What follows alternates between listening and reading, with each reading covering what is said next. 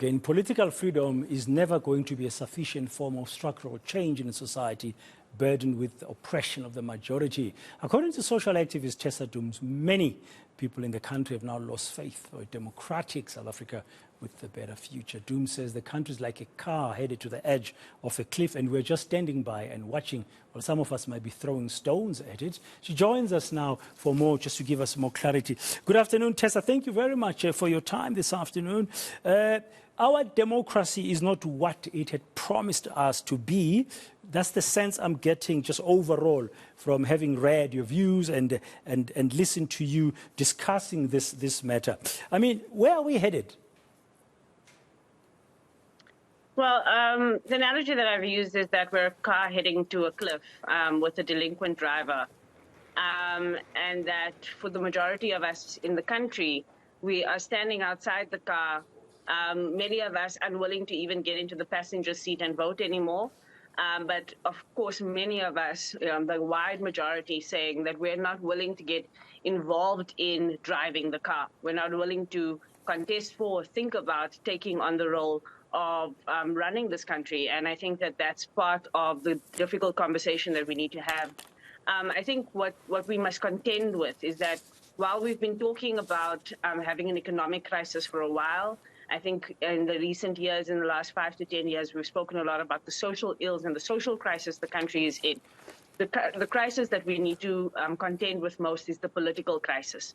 The crisis of poor politics and bad politics, and not only bad politicians, but also bad political systems that have completely stripped the majority of people in this country from feeling like they have any impact on politics, any political power, and that makes the entire idea of a democracy a farce. The one thing that we were promised, and we almost pretend that we have, is political freedom, and we're just looking for economic freedom. But I contend that actually we don't even have political freedom for the majority of people because they don't know how to access that freedom. Yeah, and you make a point that it doesn't matter which political party is concerned here. It's not going to change. And for us, or for the people, to sit back and just fold their arms and do nothing is a very bad idea. Absolutely. I mean, you know, the entirety of the way we structured our politics have made our politics about a few groupings of people, and mainly what we're thinking of as political parties. And somehow we've convinced ourselves that if we just find the right political party or the right political hero or the new Mandela, that everything will be fine.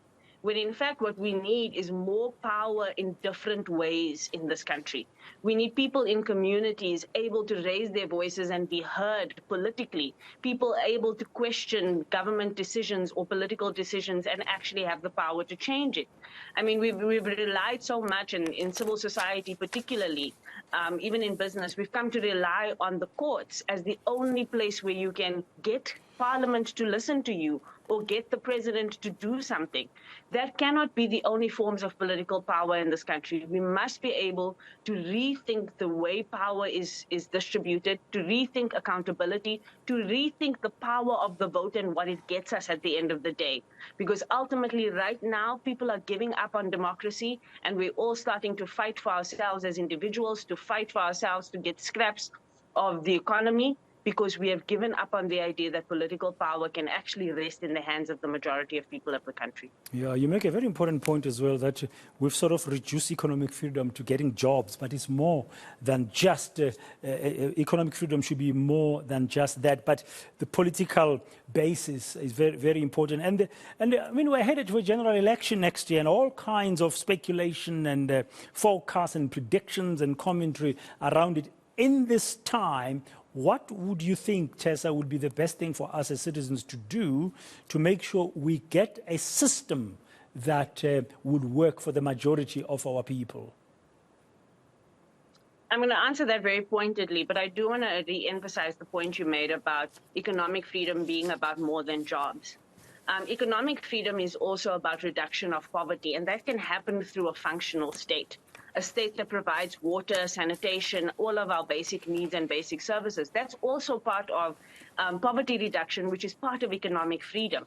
Having a state that empowers small businesses and informal businesses to thrive, that's also part of economic freedom.